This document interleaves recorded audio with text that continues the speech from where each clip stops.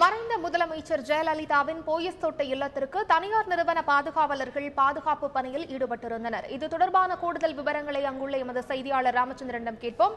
ராமச்சந்திரன், போயஸ் தோட்ட இல்லத்திற்கு தனியார் நிறுவனத்தைச் சேர்ந்த பாதுகாவலர்கள் எத்தனை பேர் இந்த பாதுகாப்பு பணியில் ஈடுபடுத்தப்பட்டிருந்தார்கள்? மறைந்த முன்னாள் முதலமைச்சர் ஜெயலலிதாவின் இல்லத்திற்கு தனியார் பாதுகாவலர்கள் பாதுகாப்பு பணியில் அமர்த்தப்பட்டுள்ளனர். கடந்த 5ஆம் தேதி இரவு தமிழக முதலமைச்சராக இருந்த ஜெயலலிதா மறைந்தார். அவர் வாழ்ந்த இல்லமானது சென்னை போயஸ் தோட்டத்தில் உள்ளது.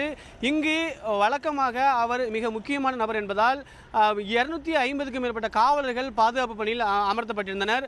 அவருக்கு அதிநவீன பயிற்சி முடித்த சிஐடியை சேர்ந்த காவலர்களும் சீருடை அணியாத உள்ளிட்ட 250க்கும் மேற்பட்ட காவலர்கள் பாதுகாப்பு பணியில் ஈடுபட்டிருந்தனர். இந்த நிலையில் கடந்த 5ஆம் தேதி மறைந்தார். மறைந்ததற்கு பிறகும் அவருக்கு வழங்கப்பட்ட பாதுகாப்பானது தொடர்ந்து நீடித்தது.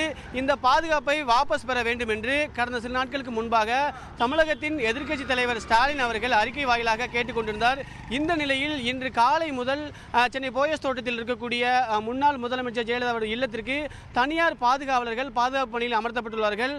சென்னை கோயம்பேட்டை சேர்ந்த தனியார் பாதுகாப்பு நிறுவனத்தைச் சேர்ந்தவர்கள் இந்த பாதுகாப்பு பணியில் அமர்த்தப்பட்டுள்ளார்கள்.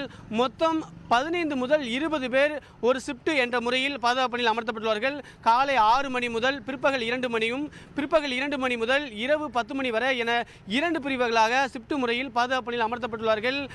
குறிப்பாக 5 இடங்களில் பாதுகாப்பு பணியில் இவர்கள் தற்பொழுது பணியில் ஈடுபட்டு வருகின்றனர். ராதாகிருஷ்ணன் சாலையிலிருந்து பின்னி ரோடு இணையக்கூடிய அந்த சாலை சந்திப்பு, பின்னி ரோடிலிருந்து போயஸ் தோட்டம் செல்லக்கூடிய சந்திப்பு மற்றும் அவரது இல்லம் அமைந்துள்ள கதவு இலக்க எண் 89 வேதா நிலையம் என்ற இல்லம் அவரது உள்ளே உள்ளது.